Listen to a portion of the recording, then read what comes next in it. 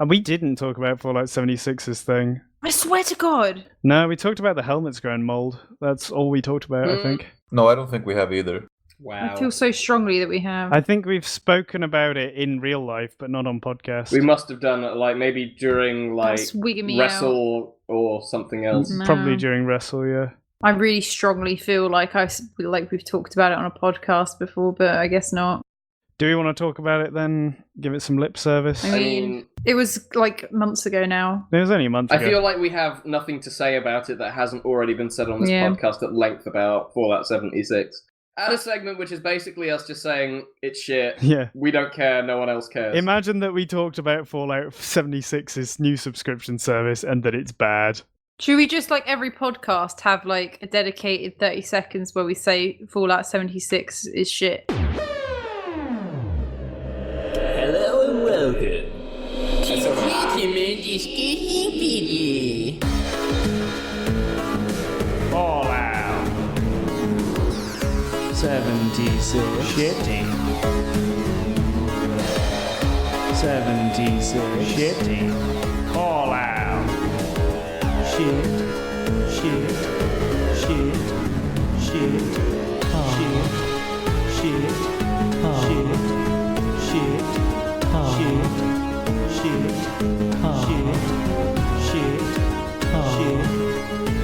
Shitty, shitty, shitty, shitty, shitty, shitty, shitty.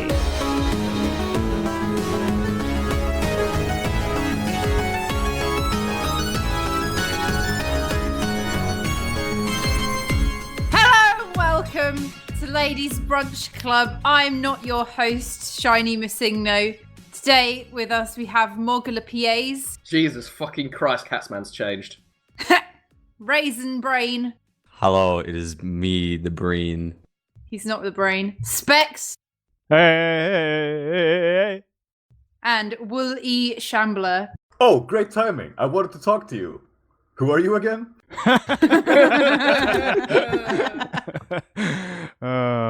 Please take over. Okay, we're going to start off by talking a lot about the new Pokemon games because we've got some opinions and they ain't good ones. So, has anyone actually played it before we start? Not me. Hello, yes, I have played the game. Oh, Bran, tell us what you think so far as a person who has actually played it. Okay, so the games are pretty good in my opinion. I know there's a lot of problems with them, but I've had a great time with them. They made a lot of good quality of life changes. And honestly, like I've just had a lot of fun with like the multiplayer aspect, and like the wild area is really what sells it, in my opinion. If this is like a regular Pokemon game, it just didn't have like that wild area, it'd be significantly worse in my opinion. But overall, I've had a good time with it. It definitely could have used some more time. It's very clear that there was some corners that were cut, but I've still enjoyed my time with it. Cool. So before we proceed to shit on it, what are the quality of life changes that you like about it, and what is it about the wild area that's good? So in terms of wild area, raids are a lot of fun. They're surprisingly challenging when you do the higher level ones. And also just exploring the wild area, because every time you go back, the weather is different. And so there's always new stuff to find. I've probably spent a good like third of my entire time with this game in the wild area, and I'm still always finding new things. It's a surprisingly big area. There's just a lot to do in there. In terms of quality of life changes, first of all, like there's the Pokemon Center that lets you relearn moves anytime you want without a fee and rename Pokemon without a fee. There's the experience candies, which you get from raids, which now if you need to level something up, you can just dump a bunch of them onto a Pokemon that will level it up really fast, rather than like if you have a lot of rare candies before, you have to do it like one by one, whereas now you can just like dump them on a Pokemon to level it up really fast. Oh, that's really cool, actually. Breeding is way easier. You can deposit stuff into the daycare directly from your PC rather than it being from your party. Pokemon boxes being accessible anywhere except for in dungeons, which is really great change. When you're just looking at your party of 6, if you press R, it just pulls up your boxes. The only exception being if you're in like a dungeon or a gym. This is the first time where I didn't really plan a team. I just kind of like picked stuff that I thought was cool. So it was really convenient just being like, I'm just going to switch out my Pokemon in the middle of this route. How story heavy is it? The last one I played was X and Y, and that was really talky. That's probably my least favorite aspect of this game, is that the story is really, really bad. Coming off of Sun and Moon, which I thought had a really good story, a little talky, yeah, but I think the narrative that they presented was pretty good. In this game, the story is kind of shoved into the last like 2 hours of the game, and it really suffers for that. I've heard it doesn't really go anywhere as well. Like the story is just quite half-baked in the last portion and kind of just falls apart. It absolutely is. It's really bad. You see the villain coming from a mile away like you usually do in Pokemon, but his like motives just come out of nowhere, whereas like in previous games, like they kind of like build up and you like get a sense for it. But in this game, like you have no idea just until you reach literally the final city of the game. That's when they start name dropping legendaries and you start seeing the villains, and then the world almost ends and all that jazz. There's like no build up to it, and even then, this story that they present, even if there was a build up, is still just not good. Does anyone here care about spoilers at all? No. Not really, no. Nope. Okay, so what I've heard about the story is the bad guy is Chairman Rose, which you could have told just from like the pre-release trailers, right? And he has a plan to stop all the power from being used up in the Gala region, which isn't going to happen for 1,000 years, but he needs to sort it out now by resurrecting some evil Pokemon or something. Is that what the story is? More or less. I don't think that Pokemon is necessarily evil. I think it's like linked to energy, and throughout the story, he had been like getting these crystals to give to that Pokemon so that it could like resurrect and give off a lot of power, but of course he misunderstands the Pokemon, then it decides to end the world or whatever. Okay. And there's no evil team, really, is there? Like Team Yell or whatever, they're just sort of fans of Marnie or something? There's not really any conflict until this ending bit of the game, right? Yeah, Team Yell isn't really a conflict. It's kind of similar to Sun and Moon, where Team Skull weren't like the main bad of the game. Team Yell they literally only exist to impede your progress. Every time you go to a new city, they're there at like the end of the city saying you can't go forward because we don't want you to. If they weren't in the game, the story would be exactly the same. Whereas you couldn't say that about even like Team Skull. Even though they weren't evil, they still had like a pretty important role in the story. These guys are literally just there as excuse to roadblock you. They're pretty lame. What does every Pokemon game need a world-ending threat? Ever since Gen 3, that's been a thing. Yeah, I agree. Escalation is required to be better than the last time we did it. Yeah, it's a problem. But yeah, that's more or less what I've heard about this game, is that it is fun despite its shortcomings. And like, that's what I would have expected. I don't think I ever expected it to be like a fully shit game. For me, it's just the number of like, I guess just like the amount of dishonesty in the process of it and the downgrades that there are that kind of threw me off of it completely. Should I go through a bit of a list? Yeah, go on.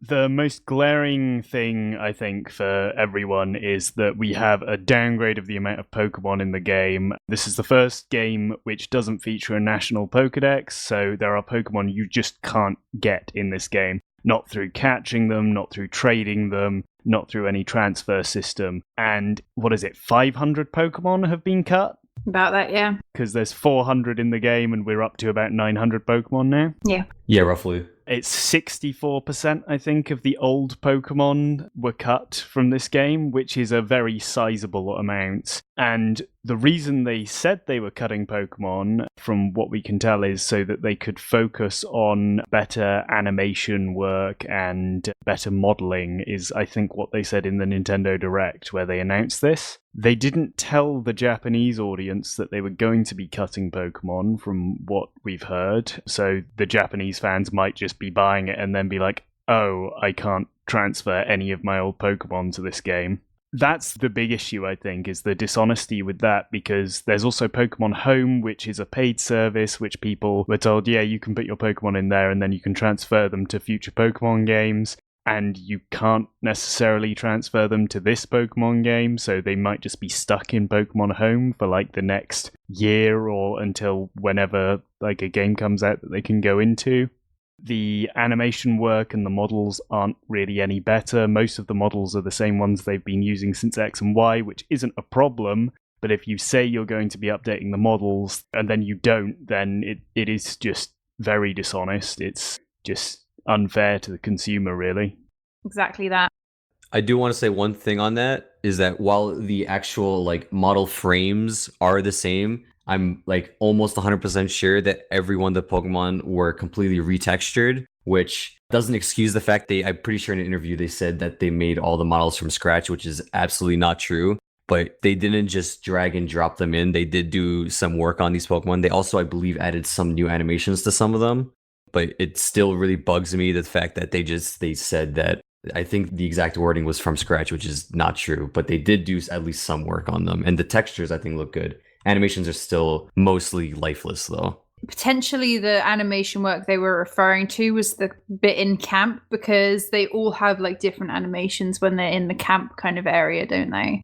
And the camp animations look really good, Yeah. but most of the old Pokemon's animations are just ripped straight from Pokemon and Me on Yeah. the 3DS games, so there's not necessarily any new animation work there. Well, no, Pokemon and Me didn't have like the walking around aspect of it. Pokemon and Me was just the Pokemon is sitting in front of you and you're interacting with it. So they will have added new interactions and like, new animations from that perspective. So the work that they've done is from there. So those walking animations have actually existed for a few years. In Sun and Moon, they weren't used, but if you looked in the game data, there was walking and running animations for every single Pokemon. Yeah. Oh yeah, it was in like the Pokedex entries, weren't they? No, they weren't even in the entries. They were just straight up unused. Yeah. Hmm.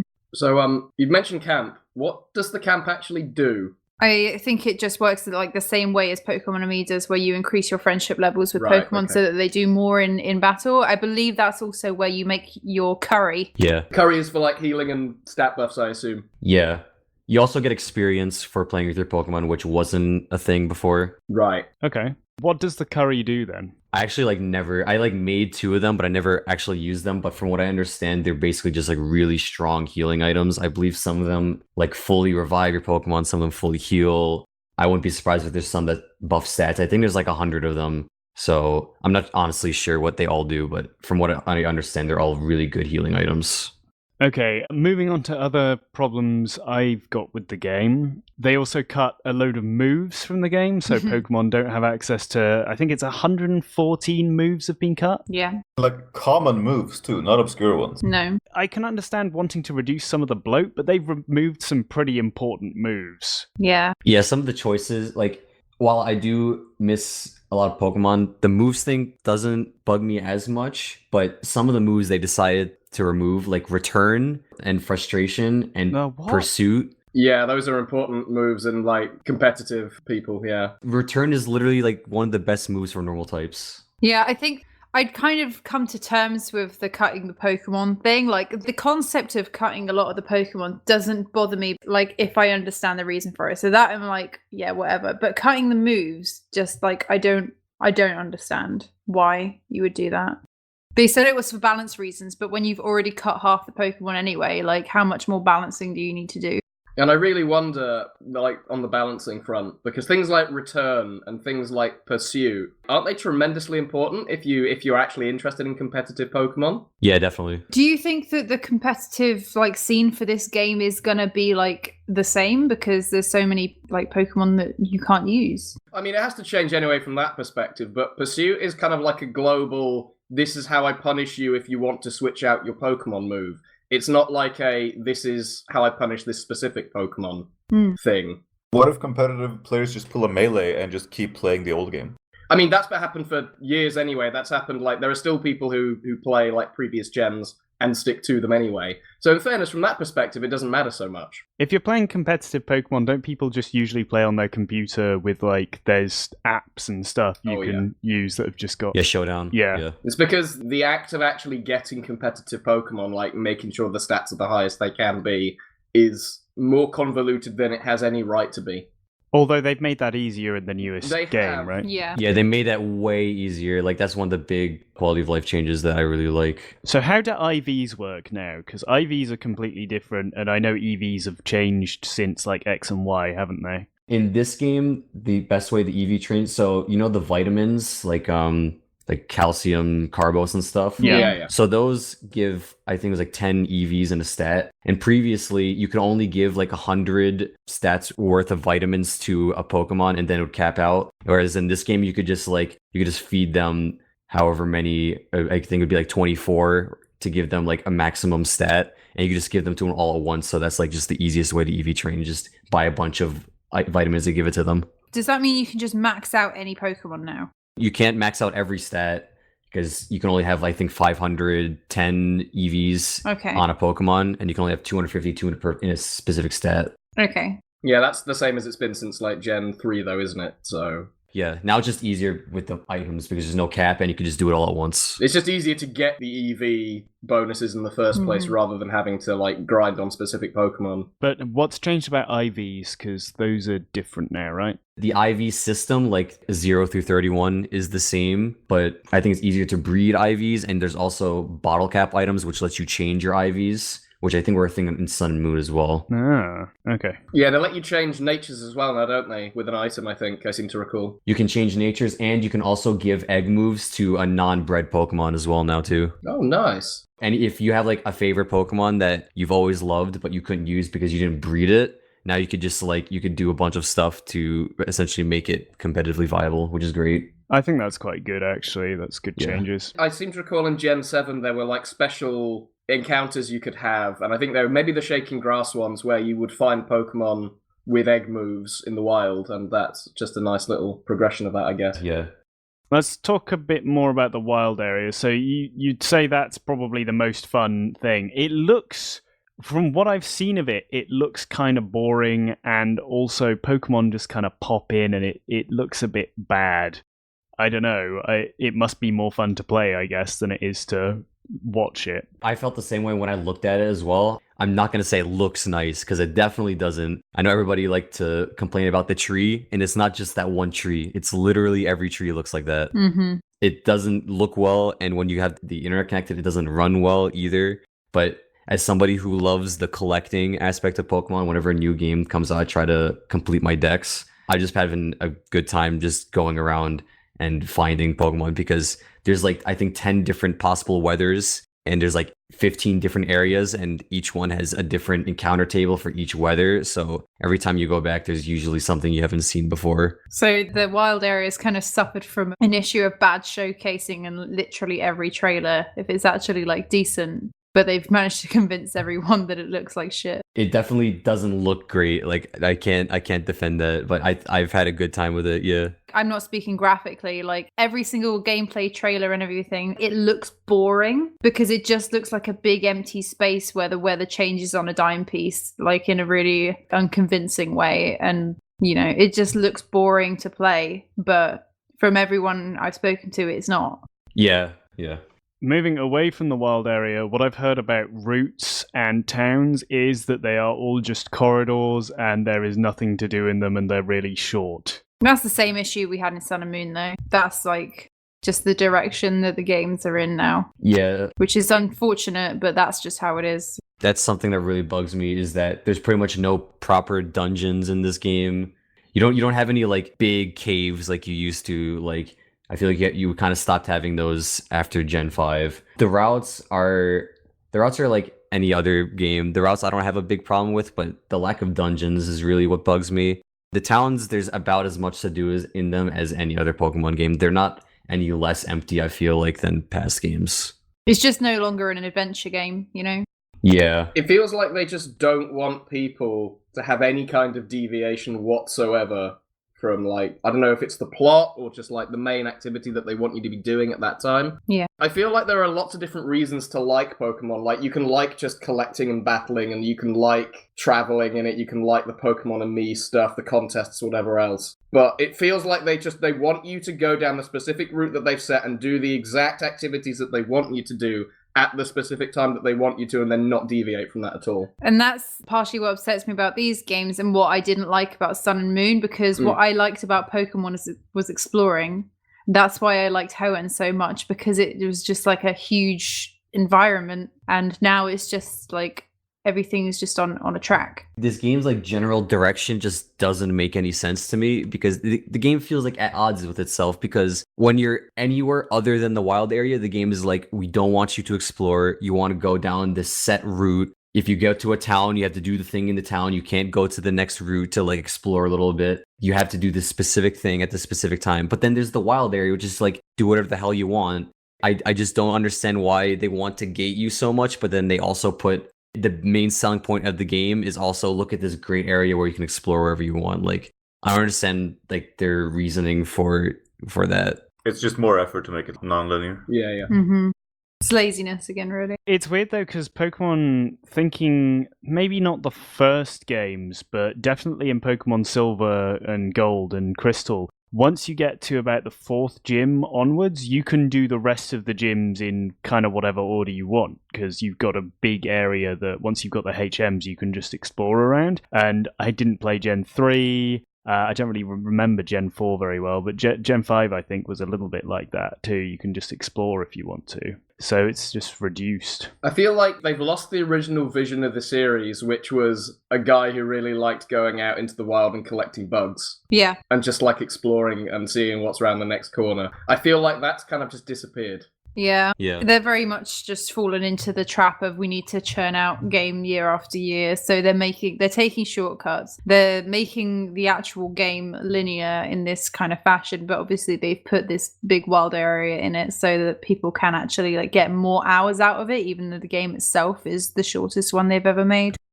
Did we ever establish if they have multiple development teams or whether they have just the one? They've got Project Gear, which is like a small sort of indie kind of development group where they allow people from their Game Freak company to pitch ideas, and if enough people say that sounds like a good idea, they'll put together a small development team and make a game, which is what happened with Little Town Hero. Is that also Harmonite as well that happened with that? And Yeah. Harmonite. Yeah, Harmonite I liked. So. I think also Tembo. Yeah. Oh, yeah, Tembo the badass elephant, wasn't it? I think I seem to recall. Yeah. That must be like a handful of people from the company, and it's not like they don't have the money to hire more people, get more resources. They outsource a lot of the stuff they do to Creatures Inc., who make the models and animations, so they've got other people in on it. Like, so was the Let's Go team the same team that made Sun and Moon and the same team that made Sword and Shield? No. Are they actually having one team churn out a game every year? Or is it they've got like alternating teams? Because I don't think they can do. I think they've probably got an A team and a B team. There are, yeah. this problem was kind of solved by other development studios, publishers, like probably half a decade ago when we had like Call of Duty being churned out every year and we had Assassin's Creed being churned out every year. And they basically just churned them off into other studios where they just had, okay, you're going to spend 2.5 years, 3 years making this game and we're going to have a cycle for it rather than just like burning out one individual development team. I think that's possibly one of the worst things about this release is like, this game doesn't look finished to me. It looks like it needed more time in the oven to get done. And if a game studio like, Ubisoft Montreal or like From Software can churn out games like back to back, like Dark Souls, like Assassin's Creed, like every Tom Clancy game that's ever come out, and without a big gap between releases, why can't this, which looks like a smaller title than those sort of massive kind of Assassin's Creed games that we've had for the last couple of years, why can't they make this one smaller looking game than those companies can make, massive ones of that look polished, that look better? It's just a really weird situation where they're effectively releasing what is a AAA game without any of the hallmarks of the polish and the quality that you would find in a AAA release. Yep. Yeah. And especially because they're asking for more money for it now. It's no longer on a handheld. It's like a console you can play on your TV. Why does it still look like this? It should look better. I mean, it is also a handheld game, and this is like the duality of man, the duality of the Nintendo Switch. Like, it is also a handheld. If Mario don't look like it does on handhelds, Zelda That's don't look very like it does on handhelds, what does Pokemon look like it? Yeah. Yeah. Yeah. It feels like they've not put the effort in, Yeah. but they're asking for all of the money. And people will say stuff like, oh, graphics don't matter and things. And yeah, graphics don't matter, but it's kind of telling for how much effort's gone into something. Like, I don't care too much if it looks a bit bad, if it plays well, but it looks like they've dumbed down a lot of the stuff here. And when they said specifically, we are cutting Pokemon so we can make the graphics better, and then they still look like crap, If your company has as much money as Nintendo, you expect the game to look good. Yeah. There's no excuse, really. I mean, you can save, like, image quality. You can save a game having bad image quality if you like bad graphics by having a good art style and by having it charming. Oh, the fucking arts. Oh, those berry trees. Oh, I know, right? Yeah. It just doesn't seem coherent at all. Like, you're so right. Like, you can have graphics that aren't, like, super incredible as long as it, like, works artistically and is cohesive and makes sense and it has good continuity. Yeah. But then there's those fucking berry trees. Like, the normal trees look like shit. And then there's this bloody lime green creature sitting in the middle of the fucking vicinity like a bloody disco light. Cohesion. It feels like they've taken all the bad parts of being a really small development studio and all of the bad parts of being a really big development studio without any of the benefits of either, like a really coherent art style or like the ability to put tons of polish into it. Like where is the benefit? Other little bad things, well, not really little. They've removed the global trade system. You either need a code to trade with people or you just get randomly paired with people to trade now, is what I understand. Why are we stepping backwards? Yeah.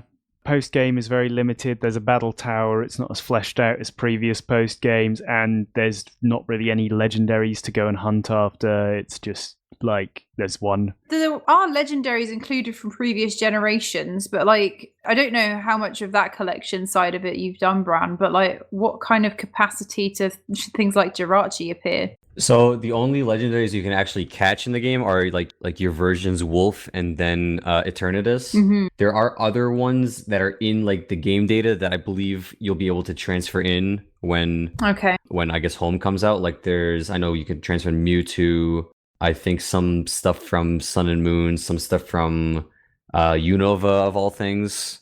In terms of Pokemon that got in, it's a weird mix, because there's Pokemon that didn't get in that you'd think would be great for a Britain-themed region, like Lillipup. Stoutland, Herdier, yeah, Lillipup. Like, why aren't they there? They're Scotty dogs, you know? Why does Mr. Mime look like that? I mean, that's been the eternal question. Is he a human? Why does he look like that? That's just how he was born. He's secretly a human. I really like the Galar form of Darmanitan, but why is he there?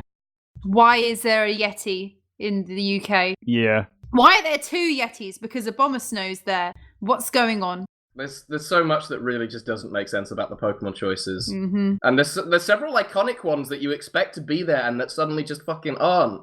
Like, where is Zubat? Yeah. Like, Zubat, of all things. Tentacle's not in it, is he?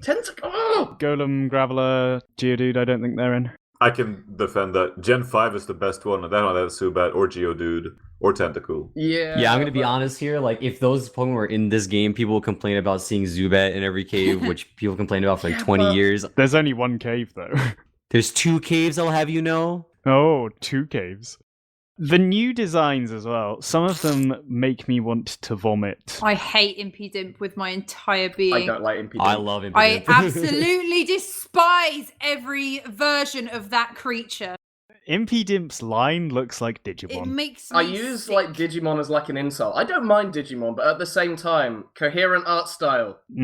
Coherent art style. The worst one for me is Ice Cube, the penguin Pokemon that's just got a block of ice on its head. Like, its body is just a penguin, and its head is it just looks ridiculous. Oh, so Galar Meowth and what is he called? Like Mewzerker or something. Berserker. Such a handsome face.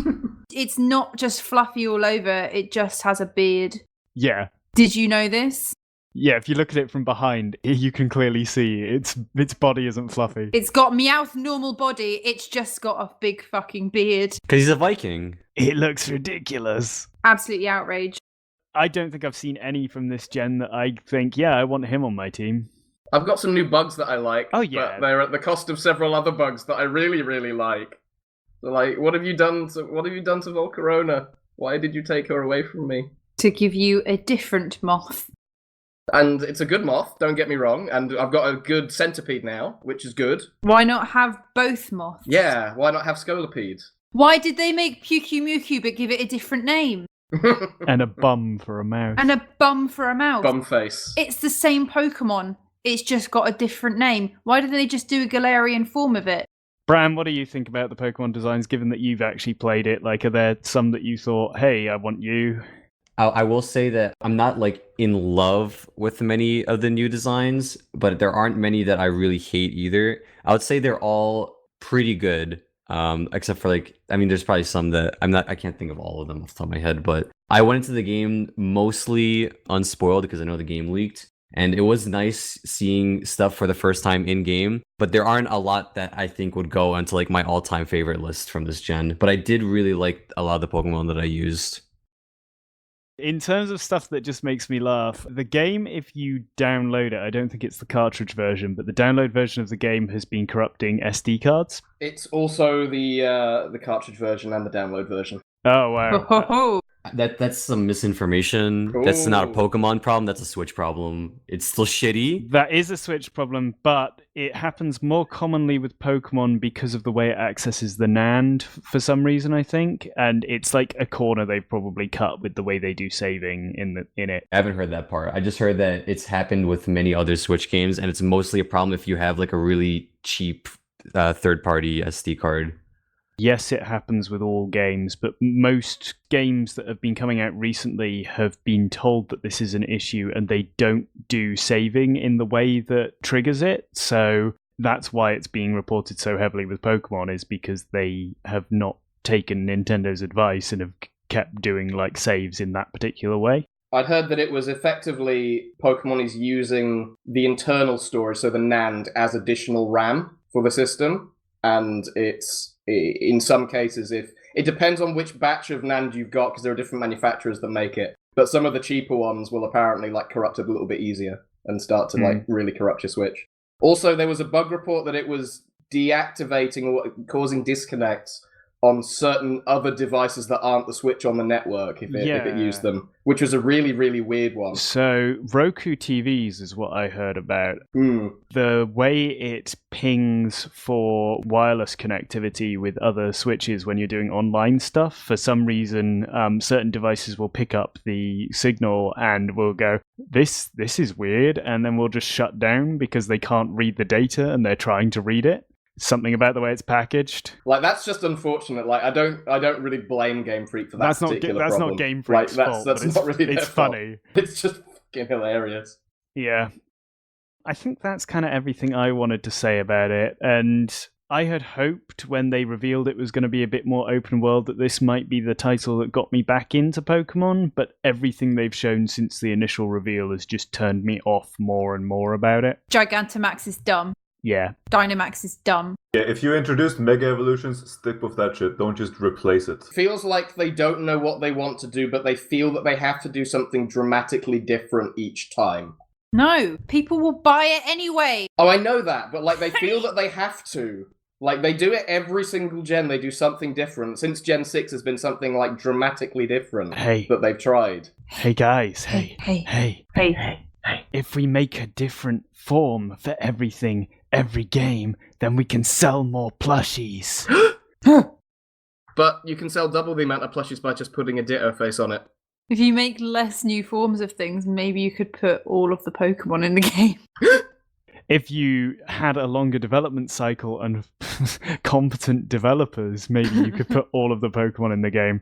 There are people modding the missing Pokemon into the game already. Yeah, there are. Yeah. I wonder how long it will take to get the lot. I think it'll be a lot of work to make them work flawlessly, but you can get the models in and just do some animation swaps quite easily from what it sounds like, and it wouldn't take too long to get them all in with a unique ID. Lit. Is there a lot of hacking on the Switch? Yeah, oh yes. Yeah, it's been bust wide open for quite a while, because have you heard of the paperclip method? No. Okay, so the way you hack your Switch is you stick a paperclip in a specific point on like where your Joy-Con connects to your Switch, and that causes like a hard reboot of the GPU, I think, and it lets you access safe mode, and then you can just install firmware on it and stuff. Very nice. I believe you can only do that on like Launch Switches, basically. very early Switches. I think newly created Switches have that patched out. There's probably new methods though. Like, people hacking Nintendo consoles are very good at figuring out ways to do it. I'm not tremendously angry, I'm just disappointed at the moment. Yeah. If same. I'd bought this game and in like 6 months they come out with Pokemon Sharp Sword and Solid Shield, or like some Pokemon, I don't know, helmet, whatever it is, I don't know. Pokemon Gun. Pokemon Gun, helmet. that'll be the one. Like, whatever. And suddenly, like, it's like all the Pokemon have been added back in, and like there's a proper post game and all the other shit that goes into that. And they're asking for $60 for whatever the equivalent in your local region is for that as well. Then I will be grumpy. You know what the worst thing is? Go on. They're actually going to do that, aren't they? Yeah. Oh, of course they will, and this is the bit that annoys me. Rather than support these games and make them better, they will just rely on people buying another fucking version of the game afterwards. Mm-hmm. And that's what probably made me grumpy. But at the same time, I do have a launch Switch. I could just hack it and pirate it. And in all honesty, in the last couple of gens of Pokemon, I've got more fun out of ROM hacks than I have out of the core Pokemon game that Game Freak have made. Yeah. And that's pretty much because, and I kind of recognize this, like, Game Freak aren't really focusing on what I like, which is the collecting and battling thing anymore. They're focusing on the extraneous stuff around that, which a lot of people care about, but I personally don't. But I like the extraneous stuff, and I don't like these games. I know, right? So they're not even appealing to the people who like that stuff.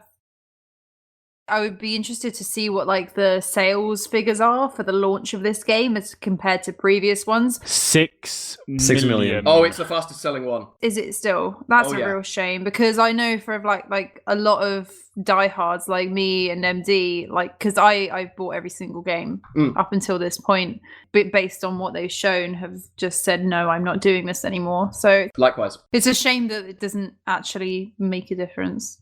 Yeah, it really is. I mean, how much of that is attributed, though, to the Japanese audience not realizing what they've done? Because, like, they didn't tell people all the way up until release. They didn't tell anybody in the Japanese kind of, like, press and in the releases that they did that Pokemon were being removed. Like, I wonder if it's going to matter. Is Home out? No. Is it not? Okay. I think Home's planned for early 2020. Okay. Okay. So that people can, like, know that their Pokemon will not be going forward before putting them in there. But the issue with it is we don't know until the games come out which Pokemon are in now. Yeah. Whereas before you could say, we know that all of our Pokemon are going to be transferable. Yeah. Now we don't know.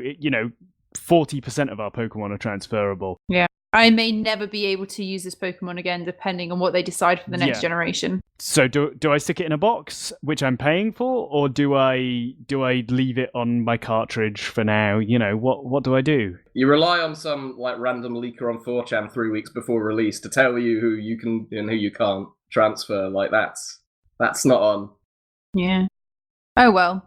Yeah. Sad day. Sad day. Any closing thoughts on Pokemon before we move on? I really wish they would go back to their approach in Gen 5, which was really inclusive for everyone that liked it. Yeah. There was a hard mode in Pokemon Black and White too, if you wanted it. Yeah. Like, you could turn on a hard mode if you wanted to. You could, you could turn on a hard mode if you had a friend who had completed a specific copy of the game and had transferred that data to you. Is that the case? I seem to remember being able to just select it. It was really bad to access. Yeah, you had to have a friend who had completed Black 2, and then that would give you the hard mode for White 2, and if your friend had completed White 2, you'd get the easy mode for Black 2 or Nice. something like What? that. It was ridiculous. Version exclusive difficulties, man. So only one of them is hard mode and only one of them is easy mode? Yeah. What? Yeah, it That's was really hilarious, I love it. ridiculous. I mean, at least it existed, though. They at least thought about having something that allowed people who were older and not so interested in the extraneous stuff and maybe a little bit wanting a challenge to have that. There was at least a thought that happened, you know? I think that's probably my closing thought. To people who will say to this, Pokemon's for babies, why do you care? Like, if Pokemon's for babies, if Pokemon's for kids, then the kids are going to buy it anyway because they're not clever enough to see that it's got such, like, bad business practices and detrimental mechanics. Make it so that the adults who are already loyal to your series want to buy it because the kids are going to get it anyway. It's just more money on top of the money you're already getting from that demographic. So it makes sense for us, the long-term fans, to be upset because why are they just dumbing it down for kids who will buy it anyway? Yeah. They should at least be recognizing that they have a long-term fan base who's been with this for like 22 years now. Mm-hmm. And that those people are going to be looking for more than what they're providing right now and more effectively than what they had 20 years ago. Like, it feels like the kind of series where you can manage this as well. Like, it isn't an impossible thing in a turn-based combat game or a turn-based like collecting game, whatever it is that you're using it for, to make an experience that fits all of your target markets. Like, Yeah.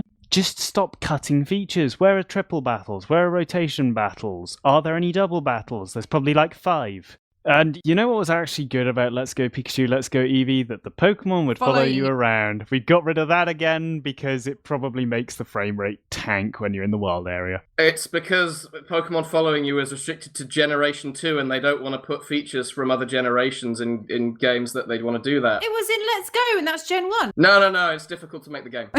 No, that's the Gen 2 thing, because like, effectively what they've said before, and I can't remember if it's Masada or someone else who said this, when they make new generations, they specifically cut features that are specific to the previous gen because That's so they dumb. don't want to have them in the new ones. They want those to be specifically related to those gens. That's so when dumb. they do the remakes, they put them back in again. So things like contests are only in fucking Hoenn because that's a Generation 3 thing. Those can stay in home. Pokemon following you, being able to talk to them, is a Gen 2 thing that they wanted to do. The only time they've ever broken it is for Let's Go, where your Pokemon, you can ride it and you can follow you, whatever else. That's the only time they've ever broken it. Stupid. It's such a weird fucking thing that they do. Alright, that's enough Pokemon. I'm calling it there. It's time for Riddles of the Spink. Yes! Yes! So, split yourselves into teams. I'm going to have Moogle and Bran on one team and Wooly and Shiny on the other, I think. Specifically because I need a British person on each team, I think, for this to work, for one specific question. Oh no. So, the first round that we're going to do is going to be one in which I ask a question, someone buzzes in, it can be either person from your team. If you get that question right, you will be given the opportunity to answer a follow-up question for an additional point. Is the follow-up related to the original question? The follow-up will be related to the original question. It'll be regarding the same video game series. Okay. And if you get it wrong, then I will probably pass over the follow-up question to the other team, and they might be able to steal your point. Do they steal the whole thing? No, they steal the follow-up point. Okay. Whew. Follow-up question goes to the other person on your team. Who are the team members? You, me, Moogle, Bran. Okay. We're Team Nutsack. For Team Nutsack, yeah. Yeah. Team Bumsack. We're Nutsack, you're Bumcrack. Yes. Yeah, perfect. Let's go Bumcrack. Bumcrack, lad. Bumcrack, baby! Let's go Nutsack. Let's go Nutsack. Bumcrack. First question. Which game features characters Sub-Zero, Reptile, Scorpion? That is Shiny first. I've forgotten which fighting game it is! I'm going to give you 3 seconds to... Mortal Kombat. Yeah, okay, Mortal Kombat. So, follow-up question is going to go to Wooly. So, Wooly, which Mortal Kombat title has sold the most copies? No, I know this! I'm very cross about this. Fuck. So it's not 2. 10. 10 is correct. Yes! Yeah! That was a clue. I heard you give that clue, Shinty Mungo. I will allow that. That is the degree of cheating we are allowed. Wait, I see. Okay, second question. What is the name of Rayman's blue best friend? That is Bran. Glowbox. Correct, Nice. which means Mooglepies. I'm going to write a word in the lobby. Right. I want you to pronounce it. No! Go on, Moog. Loom. He is correct. It is pronounced loom. The spelling is L-U-M, but it's pronounced loom as in doom because they are luminous. They're luminous, yeah. That's common sense, mate. Yeah. Okay, third question. We already kind of answered this in this podcast. Game Freak's Gear project led to the release of which rhythm action game? That is Bran. Harmonite. Correct. Mooglepies. It's a good fucking game. What is the name of the Gear project game about a pachyderm? It's Tembo the Badass Elephant. Correct. He's badass. Not badass, badass. He wears a bandana. That's pretty badass. That's badass. That's A badass. badass as fuck. bandana. Pretty badass, yeah. Yeah. He's a bad dude. It was on the Xbox 360. It was. Yeah. It's very strange. Everything was on the fucking Xbox 360. But it's a Game Freak game. It's not special. It's also on like Steam. Yeah, it is. Oh, was it on Steam too? It was, yeah. I think it wasn't very good. No. Next question. Charmy, Fang, Vanilla, and Jet are names of characters from which platforming series? That's Moogle. Sonic Theodore Hedgehog. Sonic Theodore Hedgehog is correct. Follow-up question for Bran. Which American president was Sonic the Hedgehog's personality and attitude based on? Here we go. Think about it before you answer. Give him the time limit. He's allowed to think. He didn't have to buzz for this. He's Googling it. I'm not Googling it, I swear. He's just remembering the names of every American president. Remember the release date. No more conferring, Moogle. JFK. Oh, Not fuck me. JFK, which means that either Shiny or Wooly can go to answer that question. Do you know this? Bill Clinton. It's correct. It was Bill Clinton. I'll give Wooly a point for that. Saxophone and all. I should have said pull your socks up, is what I should have said. Yeah, pull your socks up. Good. Next question. Charles Martinet, Linda Carter, Patrick Stewart, and Sean Bourne have all provided voice acting work for which long-acting RPG series? Oh, we've got Bran there. Elder Scrolls. Elder Scrolls is correct. What Elder Scrolls game was Charles Martinet in? He was Mario in Skyrim. Yeah, because It's me, it's Mario. me, Mario, from the Super Mario Bros. Series. Ah, you're finally awake. Yoshi. Welcome, Dovahkiin. Fusruda! Fuzuruda! He's one of the dragons, isn't he? But Oh. why does he say Fuzrodar? Follow-up question is for Moogle then. Hello. In which Elder Scrolls game did the book The Lusty Argonian Maid first appear? Fuck. I'm gonna... I haven't played the one previous. I'm gonna assume it was from Oblivion. It is not. It's Morrowind. First appears in Morrowind. Yeah. Which NES game was originally developed under the working title Adventure Mario? Adventure Mario. Oh, Bran's got it. The Legend of Zelda. It is The Legend of Zelda. Oh, Wow, of course it was, That's yeah. Adventure Mario. Adventure Mario. Which means Mooglepies, how old is Tingle? Ooh. Wow. Let's go with... Does he have an age?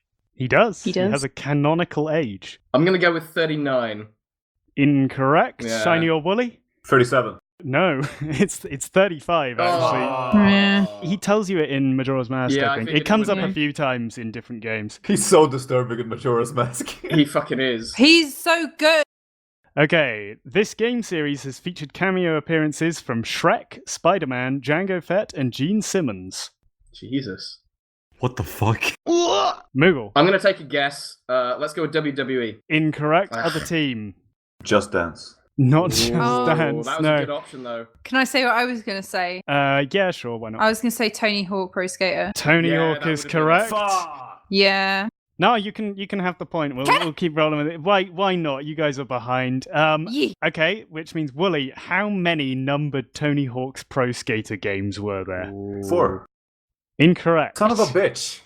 5. That's what I was gonna say. It is 5. 5 came Let's out in go. 2015. Which game series features playable characters Yoda, Geralt of Rivia, and Yorha number 2 Type B? That is Wooly. Soul Calibur. Soul Calibur is correct, Yeah. which means Shiny. Uh-oh. Who was the guest character for Soul Calibur 5? Is that the most recent one? No, 6 is the most recent. Was it Link? It wasn't.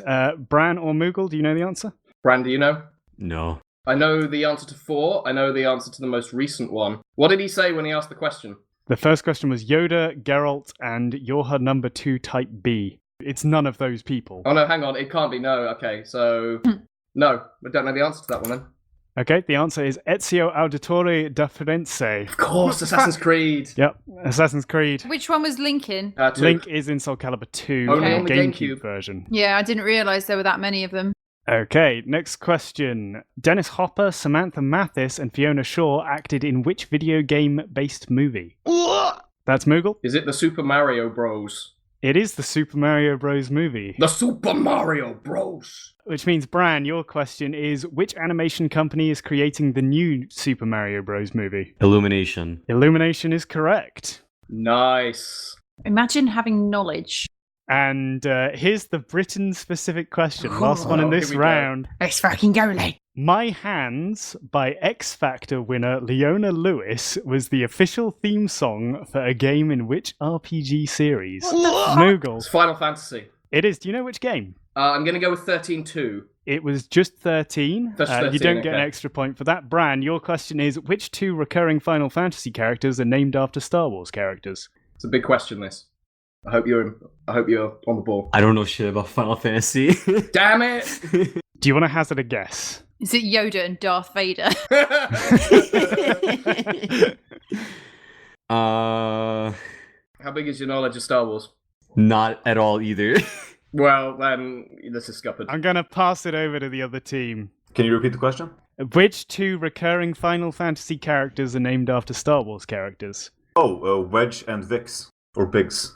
Yes, Yeah. correct. Biggs and Wedge. Bug. Never. That's the ones. Okay, Moogle's team is ahead with 16 points. Wooly and Shiny, you have 7. Nice. Oh! That's more than I usually get. So we're godlike. We're doing another take on a recurring round. I'm going to send each person from your team a song, which you are going to mouth trumpet for your fuck me. teammate. You will earn points if they get it correct, okay? So since Moogle's team is in the lead, Bran, I'm going to send you a song, and you're going to have to play the song on your mouth trumpet to Moogle. Do we need like the specific name of the song, or just like, oh, it's the song that plays at this area or something? You just need to give me the game, really, and I'll give you a point. All right, can I go? Yeah, go. I'm ready. All right. Sonic Boom! Guile's theme from Street Fighter 2. Yes, Guile's theme. That's so easy.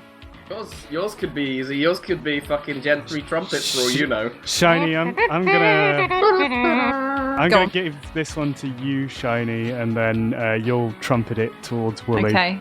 Towards me. In your direction. The trumpet of disapproval sounds in your direction. Okay, I don't know this, so I'm going to have to listen to it for a bit. Okay, I'm just going to do the intro, okay? Oh, F-Zero, Big Blue. See, it's so obvious. Yeah, Wooly's got it. I've never played F-Zero. Nicely done. That's really good. Okay, so moving into the next round. This one's a bit more abstract. Great. I might flip it back and forth and we'll do conferring because Ooh. these are going to be tougher. So we'll start off with Wooly's team getting the first question. Okay. Yes. You guys can confer on this. The name of this round is Alone in the Park. Yes! Yes! What I have done is I've changed one letter from a video game title, and then I have come up with a synopsis of that game's plot or gameplay to describe it. So, for instance, Alone in the Park is a game in which you walk around a park and there's nobody else there. So your clue would be you walk around a park and there's nobody else there. The answer is Alone in the Park. So, Oh my god. Wooly and Shiny, the first question is a game in which it turns out that Waluigi is a deity. Oh. God of War? God of War is correct. Nice, good work. That's good. Bran and Moogle next. Hello. Oh man, I love this one.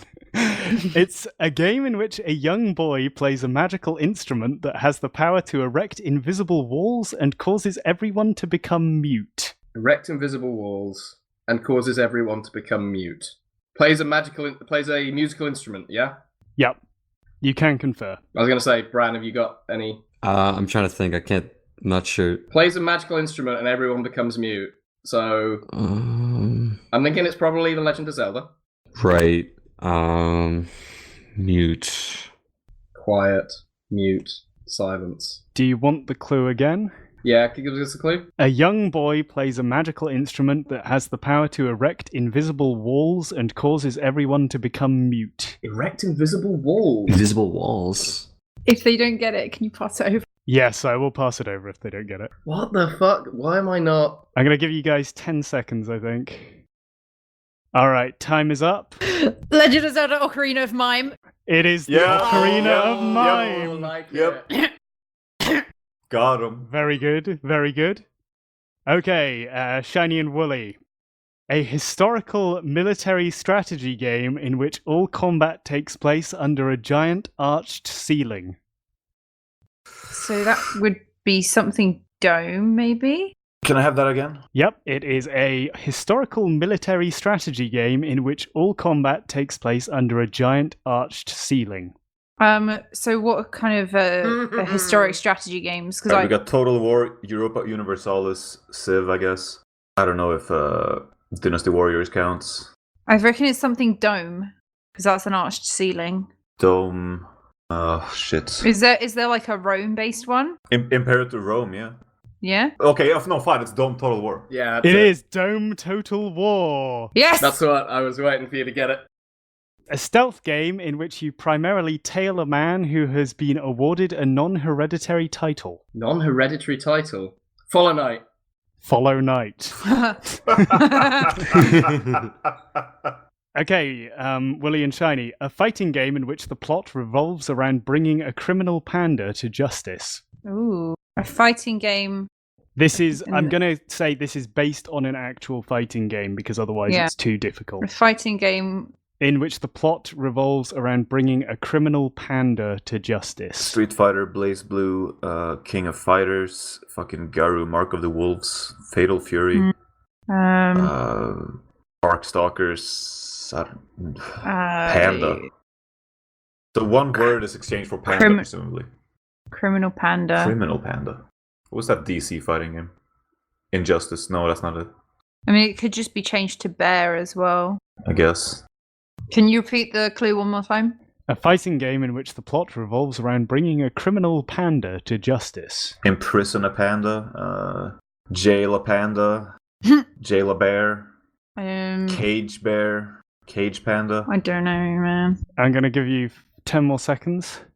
I don't think I'm going to get this. Anyone from the other team think they can get it? Bears Blue. It's not Bears Blue. Moogle or Bran? Bran, have you got any ideas? No. Is Guilty Bear? Ah, No. Like it. Yeah. Moogle and Bran. A video game set in ye olden times where you light lamps so that people can get home safely. The olden times. Lighting lamps. Get home safely. Ye olden times, lighting lamps so people can get home safely. Street Lighter.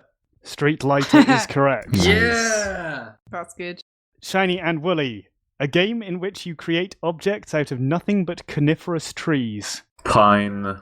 Minecraft. Pinecraft is Like correct. That's a good one. Moogle and Bran. A fighting game set in the Aperture Science Laboratories. Fighting game Portal. Oh, that's easy. I mean, the obvious one being Mortal, wouldn't it? But So Portal Combat. Yes, Portal Combat is correct.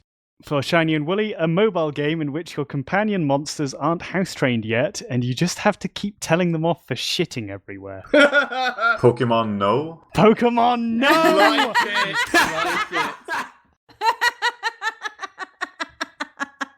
Jesus That's Christ. a good one. The last one for Moogle and Bran. It's an isometric CRPG in which you play as a character whose gonads swing freely for the world to see. Whose gonads swing freely. Something with balls or nuts. Like, what was the first part? Isometric what? Isometric CRPG in which you play as a character whose gonads swing freely for the world to see. CRPGs. How many CRPGs do we know? Fallout, Planescape. How long do they get? I'll give him another 20 seconds, say. CRPGs. How many CRPGs do we know? Bran? I'm thinking. I don't know many. You got 10 seconds. Oh, I'm trying to remember the name of the one which I know, but I can't get it in my head. Okay, handing it over to the other team. Ball out! Fallout. It is Ball Out. Ball Out is correct. But just the one. I was going to say just the one. Just the one. No, Ball Out. Fallout 2 is the sequel. Don't go for it. Yeah. They really Fallout fucked it up with 76, Fallout lads, 3. that's just Fallout disgusting. 69. Series went downhill Very after nice. Fallout 3. Okay, we're going to have another musical interlude. Nice. So, Moogle, I'm going to send you one, and you're going to trumpet it to Bran. All right.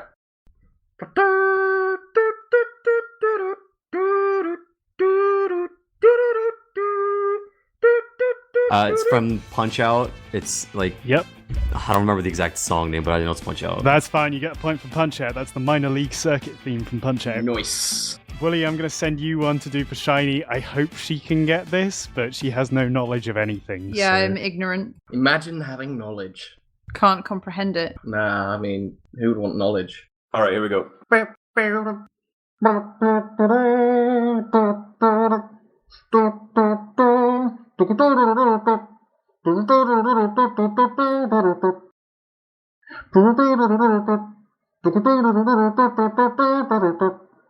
I have absolutely no idea.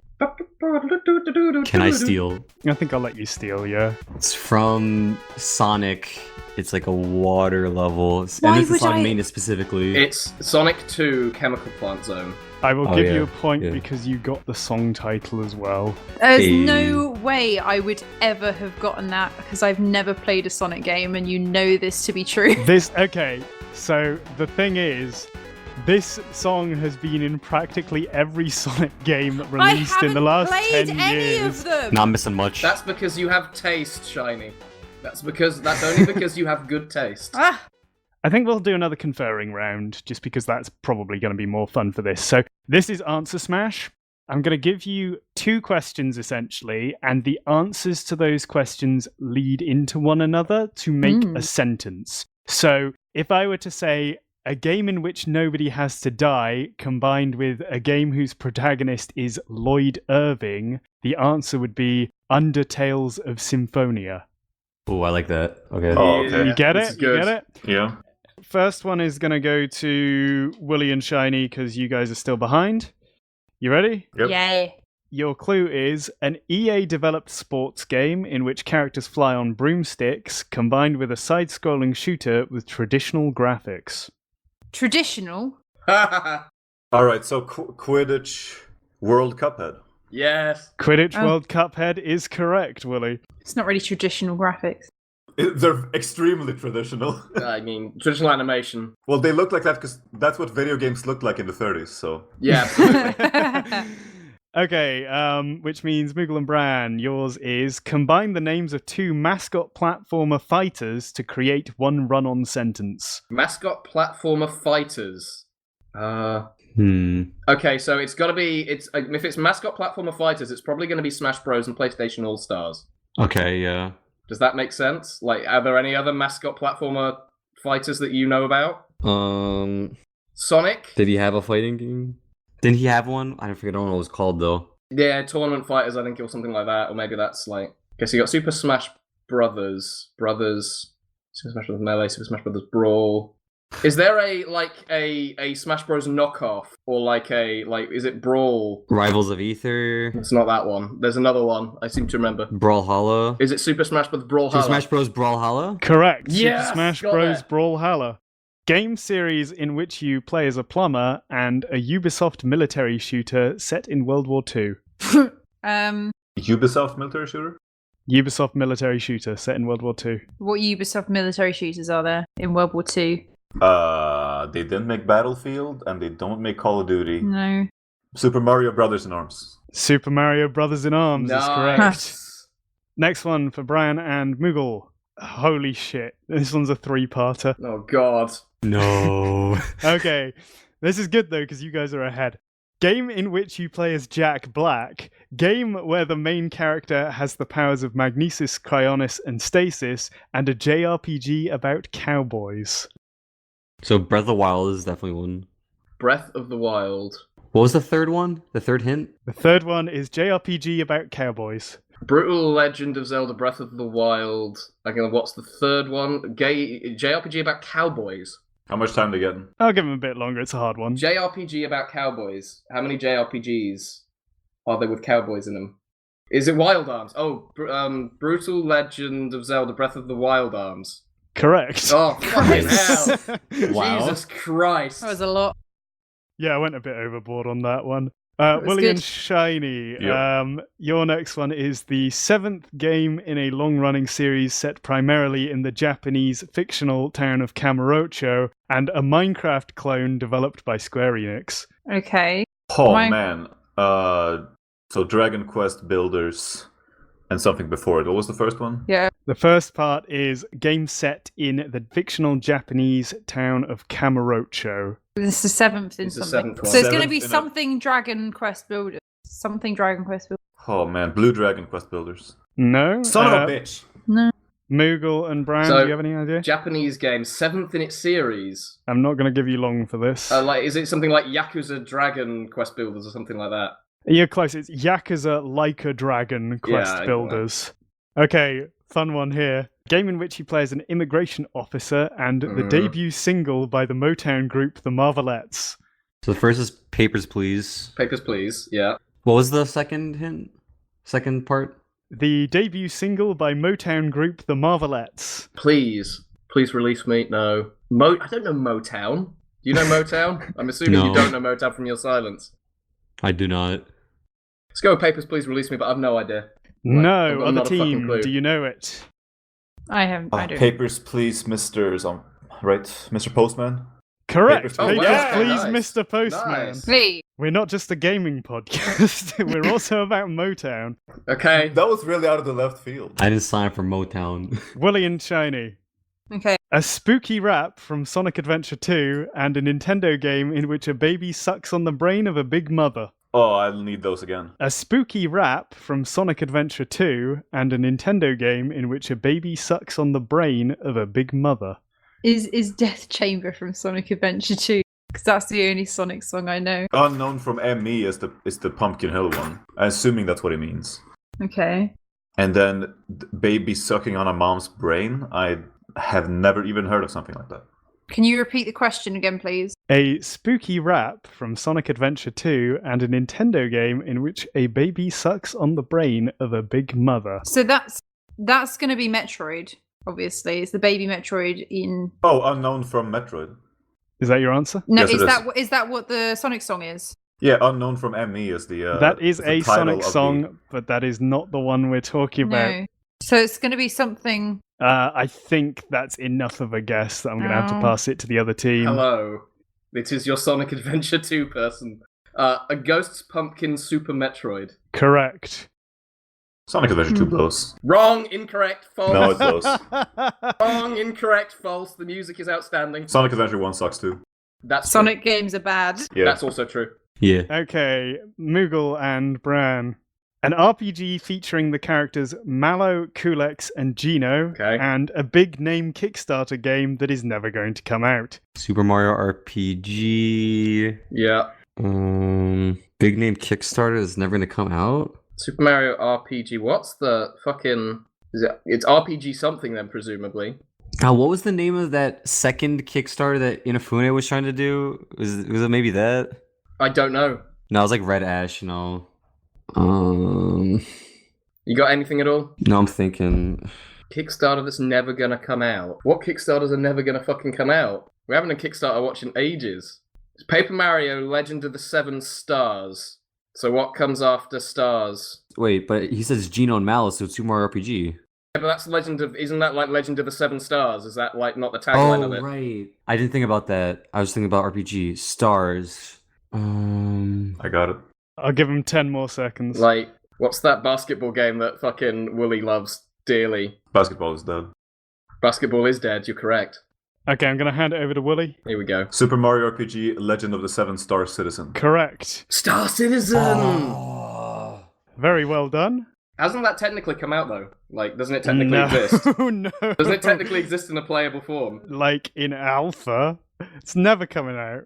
It's also the single highest grossing thing on the planet ever. Except Pokemon. Wooly and Shiny.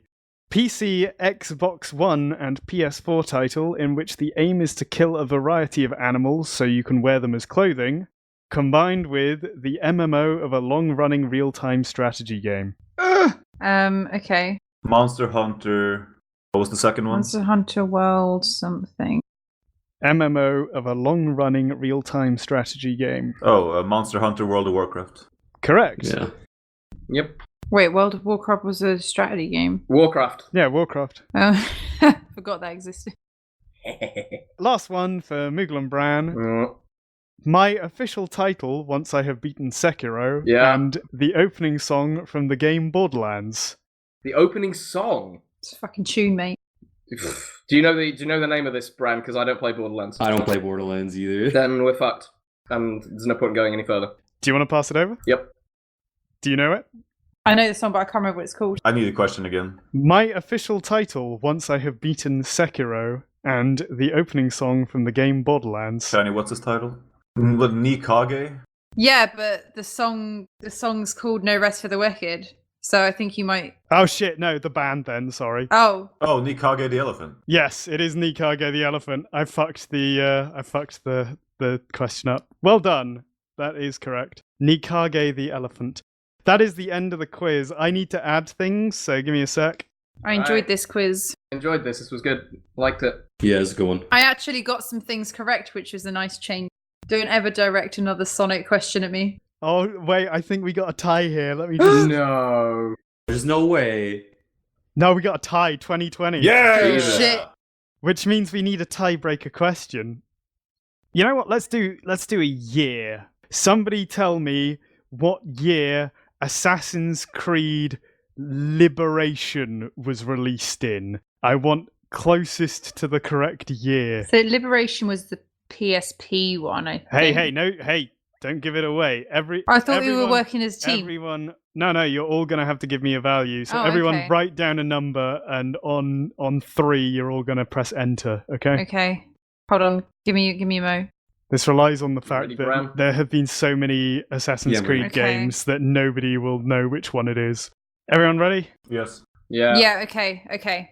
On 3, 5, 4, 3. Okay, the correct date is 2012. Yeah! So Nicely that done. means Shiny and Wooly's team win. Hell yeah, hell yeah, hell yeah, hell yeah. Yes! You receive the coveted prize of 2 Spoints each. Oh, baby.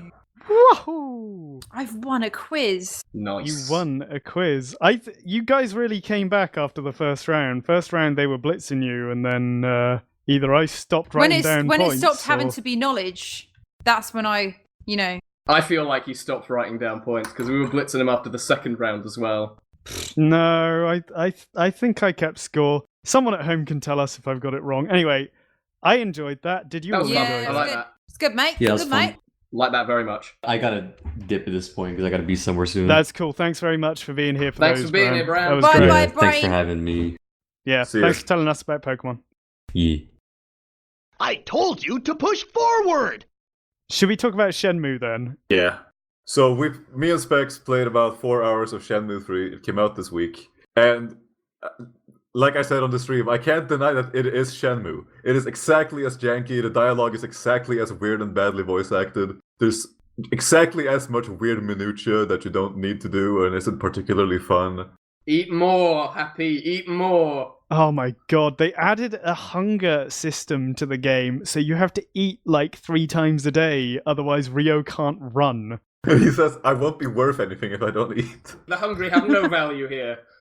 Garlic is the best food, Yeah. so you just eat like 4 cloves of garlic and you're back to maximum health again. It's ridiculous. Just like real life, then. He just eats a whole bulb. He's like Wario. Yeah. Good. Unlike Shenmue, where you could just kind of power through the game by using the windmill kick, Shenmue 3 actually makes you grind and power up Ryo's moves if you're gonna stand a chance. You also have less moves because they took out both running and grabbing from the fighting system, which is pretty disappointing. There's The just fighting system is just worse in general, isn't it? it's just less options, yeah. Yeah, it's less options and it's a bit more finicky. It's just odd. Like they've simplified it, but not in a good way. We've been playing for 4 hours and we still haven't made any story progress, really, have we? You won't at all. So the whole of the amount we've played so far, Rio has been asking around Bailu Village, which is near where Shenhua, the Chinese girl you meet at the end of Shenmue 2, lives. He's just been asking people where the thugs are that he's looking for. Ryo's dad was killed over some magical mirror, and Ryo has gone all the way to China to find the stonemason that made these strange mirrors. And he's gone because some thugs attacked this place, and we're looking for the thugs. And that's all that's happened in 4 hours. Yeah. And despite the fact that the thugs are harassing this village, nobody in the village wants to tell Rio where the thugs are or like how to find them. So he's had to go find a man who saw the thugs, who was drunk at the time, so he tells you to go find another man who fights you for the information, who then tells you about another place, and there's this trashed house where you find like a picture of 2 men, and then people start putting 2 and 2 together and saying the stonemasons have been attacked. And we're still not any closer to finding the thugs, really. It's crazy. It's uncanny how undeniably Shenmue it is, though. It's like time has stood still. If you played Shenmue 2 in 2001, 2002, then, like, if it was 2003 and this game came out, you wouldn't be surprised. Rio's voice actor is back, and he has not gotten any less wooden. I Yeah. see. He see. has improved, but was just told to go back That's to true, what he I was doing guess. before. Almost certainly. The graphics are better. That's about all that's improved from the game. Like, I'd say the cinematography is worse, if anything. It keeps doing this weird thing where you're having a conversation with a character, and at the end of every sentence, it fades to black and then fades back in to a different camera angle, and they're still just... But the same scene. Yeah, it's just the next line. It's so odd. It's just weird. It's got the same weird control system where you have to, like, look at objects to be able to pick them up as Shenmue 2 had, like the weird kind of room view that you got if you needed to search a room. Yeah. You can still open every drawer in a house and there's never anything useful in them. The highlight of our first session of it, though, was that disappearing woman. There's a clip of it on YouTube which you should watch. Yeah. Basically, Rio just we talked to this random woman on the path. And she first tells us, "Oh, I needed to talk to you about something," but then she doesn't know who we are. Yeah, well, she says, "I need to talk to you about something," and then Rio is like, "Not now, I'm busy." This is the first person who has wanted to talk to him, and he blows her off. Instantly talks to her again, and she doesn't know who he is. But she starts hitting on him. That is Yeah. the most Shenmue thing that I have ever seen. I don't know how that happened. And then she teleported away to a cow after we were done speaking to her. Gotta get back to work. And that fucking kid as well, we went up to him and he's like, "Dude, I don't know how to read." While hopping on one leg. I can't help you. All I think about is martial arts. And that old guy who keeps just, like, telling us, "Oh, if you want to speak to them, you should go talk to them." But gives us no instructions about where this person is. Yeah. Yeah. It tried to do a thing where the people of the village, since we're way out in rural China, that they're really unhelpful until we have the local girl Shenhua with us. And the way it makes us do this is we go around talking to everyone. None of them give us anything. After we've talked to everyone, Shenhua joins us, and then we go talk to them again, and they tell us new stuff. But it's still not very helpful. Yeah, it just wasted a bunch of time. Like, after we realized that nobody's helpful, just let us go back and get Shenhua right away. Yeah. Don't make us talk to everyone first. But that's very Shenmue, like Shenmue 1, how you had to wait in real time for the bus and stuff like that. And the event flags are whack. Yeah. The other thing that's really odd and annoying and kind of frustrating about Shenmue 3 is you have such a small play area at the start of the game.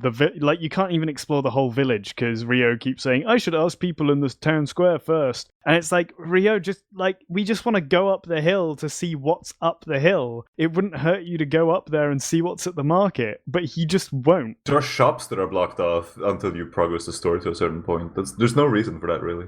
Yeah. And it's still kind of annoying to earn money. You can gamble or you can work some jobs. There's a really weird, cool synth, like, bassy track that plays Yeah. when you're chopping logs. I love it. I'm going to probably splice some of that in here, Yep. actually. It's such a good tune. Despite all of these complaints, I look forward to playing more, and I intend to finish playing. Yeah, Outstanding. if you have never played Shenmue, play, like, the first hour or so of Shenmue 1 if you're interested. If you don't like it, stop and never play Shenmue again. If you like it, keep playing and then maybe you'll get to Shenmue 3. If you've never played Shenmue before, you can't just jump in here, and I wouldn't advise you to jump in here. Like... If making fun of B-movies appeals to you, and you don't mind a bit of minutia, you should play Shenmue. Yeah. I'm not sure if I would have as much fun with it, though, if I wasn't playing it with a friend. Like, me and Wooly have been through Shenmue 1 and 2 together at the end of last year, and now we're doing Shenmue 3. I don't think I would have played it all on my own, necessarily. But, yeah. Shenmue. I feel like a lot of the fun of Shenmue is just taking the absolute piss out of it Yeah, totally. Yeah. with people, so... Yeah, it's what it's good for. It's You know what the wackest thing is, though? This isn't the end. Yu Suzuki is gonna try and get more money to make a Shenmue 4. It's been 18 years in the making, and he hasn't called it quits here. It's crazy. He's a fucking grifter, isn't he? I love that it's the work of his heart and his soul and his passion, and he doesn't care how bad you think it is. He's gonna keep going until he can't anymore, and I love it. It's something to be... I don't know if it's something to be respected. I think if I met Yu Suzuki, I'd be like, you, why? Just stop, you. You've done enough. You have done enough. You have done enough. Anything else we want to say about Shenmue 3? There's an arcade, but it's kind of crappy because it's way out in the boondocks. Like, there's no real arcade games. Yeah, they couldn't license like the old Sega games they used to have. What's in there? It's just a kind of like weird, what do you call them? Like analog games that Aerono plays outside of kiosks. Yeah. They're kind of charming, but you wouldn't want to play them more than once, really. No. But yeah, that's Shenmue. We're going to be streaming it regularly, I would think, and we'll post any wacky highlights that happen. Yes. Thank goodness. I see. I see. I see. I see. I see. I see. I see. I see. Let's talk news, because I think that's more pressing. We've got a new Sonic movie trailer. Oh yeah. Yeah. Sonic looks better now. So initially, there came out the news that it cost them $35 million to remake Sonic, and then someone else said that's not true. It was only actually about $1 million. Yeah. But I feel like they made a mistake and should have just released it with the awful Sonic, because then they would have had better sales of people going, "Holy shit, let's go and look at this ugly Sonic." Because now he looks fine, so it's not as controversial, you know. I don't know.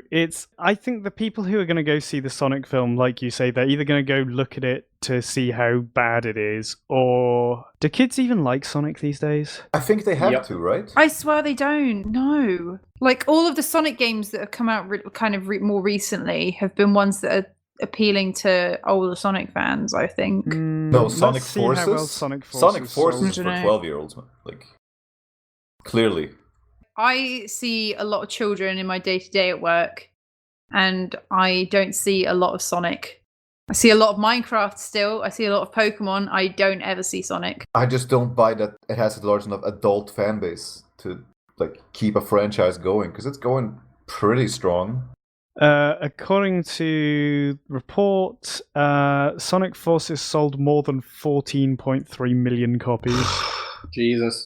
That's quite a lot. When did that? It didn't get good reviews, right? Oh no, it didn't get good reviews, but it sold a lot. Yeah, so Wait, that's is kids that buying it really because kids right? don't read reviews. When was that? That was 2 years ago, I think. That was 2017, but I do that's not recall. is that correct? Are we sure about that? That's what I've got from Google in here.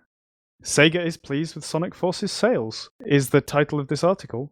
Yeah, I'm seeing the article, but like that. I don't know. I just feel like children don't give a shit about Sonic. No. So it didn't sell 14 million. That's Sonic Forces, Yakuza Kiwami 2, and Football Manager 2018. All of them combined sold 14.3. Oh, okay. I mean, if Sega's saying they were happy with its sales, though, then clearly something's going right? Presumably, it still did okay for them. 250,000 units first week retail is what I've got here. Yeah, for video games, it's really hard to get sales figures. Anyway, the estimated cost that you mentioned, $35 million for redoing the CGI, like what they said was actually it was probably only the trailers that had the CGI fully completed anyway, so it's probably going to be a lot less than that it's cost them to redo it. Yeah.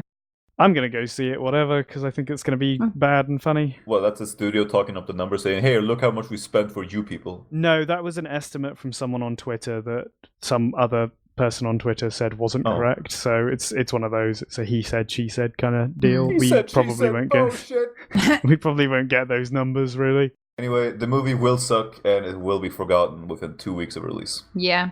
Nobody's going to talk about it after it's out. Probably correct. But I thought Detective Pikachu was going to suck, and that was good. Yeah, so did I, actually. I still haven't seen it, though. Oh, it was good. People still talk about it. So, who's to say? Maybe it will be good. What other news is there?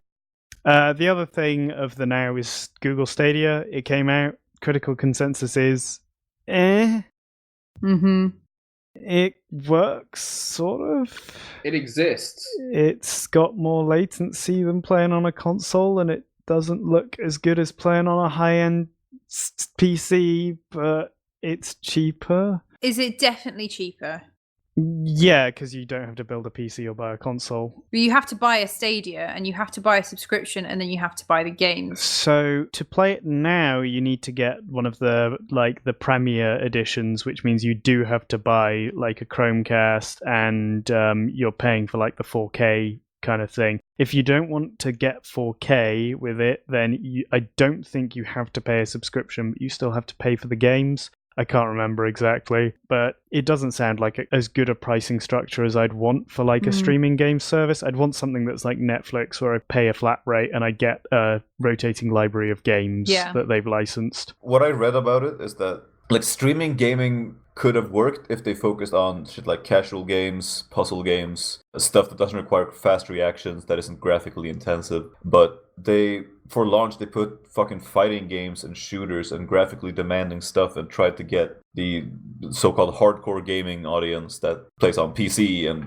PS4 and shit. Yeah.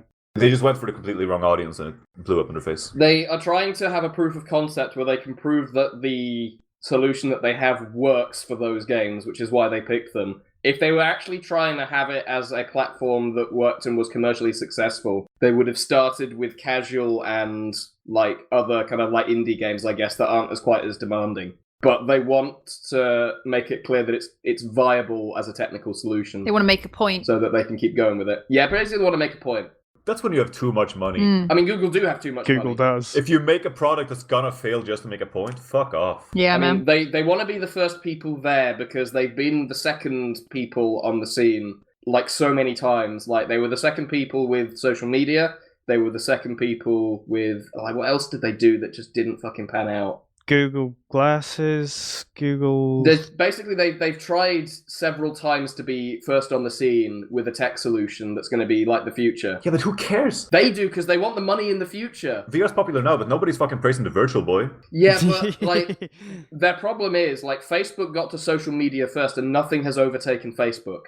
Like it's in this space with its data collection and like being there first is important to them. I understand why they're trying to do it. Yeah, from what I've heard, it's like 40 milliseconds to 50 milliseconds of increased latency from the streaming. It's got slightly worse quality than you'd get if you were playing on the equivalent gaming rig, but obviously not everyone's got the money to put that together.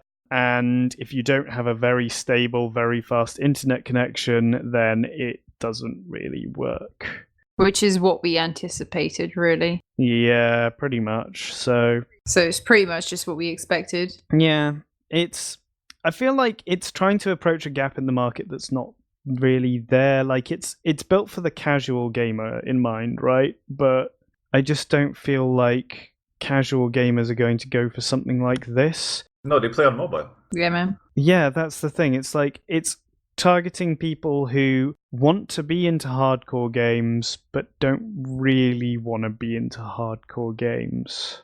I don't know. It's a flop. Yeah. Well, I mean, we'll see. It might evolve. It might do things. Speaking of VR, since we mentioned the Virtual Boy, yes, you will be able to play Half-Life Alyx on any VR software, including the Virtual Boy, when it comes out in 2020. Including the Virtual Boy. Yeah, you just plug your Virtual Boy into your computer with a USB-C. He's telling a lie. No, I believe him. He's not Mitch. He's telling a lie. Mitch wouldn't do that to us. So... yeah, the Half-Life Alyx. This should really be a big deal, but I've got past the point where I care about Half-Life anymore because it's been like however many years. They waited too long. It's been too long. And they're releasing a prequel. Yeah. Instead of following the story. So the third epistle. Also, being VR exclusive is quite limiting to the market that you are going towards. Feel like it's not a money-making exercise again. No. I appreciate that they have made it so you can play it on any VR headset. Like even the obviously not the Virtual Boy, but even I think the Oculus Quest, the one that's just like a mobile device that you don't need to have hooked up to a PC, you can hook that up via USB to your PC and it will be compatible from what I've heard with Half-Life Alyx. That's pretty cool. So you don't need to buy the Valve Index that costs like $900 or however much it is. The problem is, though, you need to have a computer that can sort of run the game, and it's got pretty wacky high specs from what I understand. Let me get the specs up. It needs Windows 10, Intel Core i5-7500 or AMD Ryzen 5 1600. I mean, that's not too bad. RAM 12 gigabytes. Again, people should probably have at least 16 nowadays. And NVIDIA GTX 1060 or above graphics cards with at least 6 gigabytes of VRAM, which is more VRAM than I got. And it is like you can't play it unless you're playing it VR, right? Yes, you need to play it VR, yeah. Yeah. So, yeah, I just feel like that's not the best way to do games because there's so many people who just like can't do VR because of motion sickness and shit like that. I just think I understand because obviously people are trying to make VR happen. And VR is good, but it shouldn't be the only option, especially when it's like a game series where people have been waiting for so long for another game, only to find out that if, you can only play it if you got VR. The question is, will this be a big enough and cool enough game to justify purchasing VR for it, I suppose? Doubt. I recently played a lot of VR with my friend Tom, who brought a VR headset round to my house, and it was a lot cooler than I thought it had been. I'd done some VR stuff before, but like he really gave me the chance to just do whatever I wanted with it. So we played a lot of games that were pretty fun. Robo Recall's very cool, and I've gone from being like I would never invest in VR to I might consider buying VR if there were enough games of a good quality on it. I think what VR is missing for people like me is like that killer app or those killer apps that are a full-length real game rather than just like a short kind of couple of hours experience. Tech demos. Yeah, which is potentially what this Half-Life Alyx could be, but then once I've finished its 10-hour campaign, what have I got left to do then, I guess? Half-Life 3 seems like one of those things that Valve is just going to sit on until they're a little bit of trouble financially, and then they'll push it out. But I'm over it. I just want Valve to make games again, like anything. Yeah, I want Left 4 Dead. Because they're fucking great at it, and they don't anymore. No. Except don't. Well, do we know that they're still good at it if they've not done it in such a long time? They used to be good at it. This is the thing. I think probably all the talent who was working on their old games that were good, They've gone so they can actually work on games. like the Orange Box was their last big thing, right? 12 years ago. Maybe Left 4 Dead 2. Left 4 Dead 2 was 2010. We know Left 4 Dead 2 people's left. Well, Portal 2 was after that. Yeah, that was 2012. Yeah, I think Portal 2's people have left as well, haven't they? Mm. I think we know all of the people who worked on their last few projects have moved on, so they've just Sad. not got Shame. anyone to make games anymore. Why did they do that? Because they made more money from doing other stuff and they weren't interested in making games. Yeah. Yeah, Dota. They make so much money just off taking revenue from their But it's sad. sort of client that they don't need to make games. It's a shame. They're so good. No regrets, Mr. Freeman. This has been the Ladies' Brunch Club, and you have been here with all of the people that you've been listening to. Shiny, Spink, and Woolyshambler, Also Bran, but he's gone now. and Bran, who I love dearly. If you would like to hear more podcasts... No, don't listen to any of our podcasts. If you want to hear more of our podcasts, go listen to our other podcasts in the same place as this one. Correct. Watch us stream. No, don't do that. And watch our stream at twitch.tv/TheCatsman Don't do that. or YouTube, the GLA stream, Don't do that. or lunchtime.org.uk. Especially don't do that. Or join our Discord. Really, I don't have a don't do link that. for it, but there'll be one in the description of the podcast. Bad idea. I've been Catsman.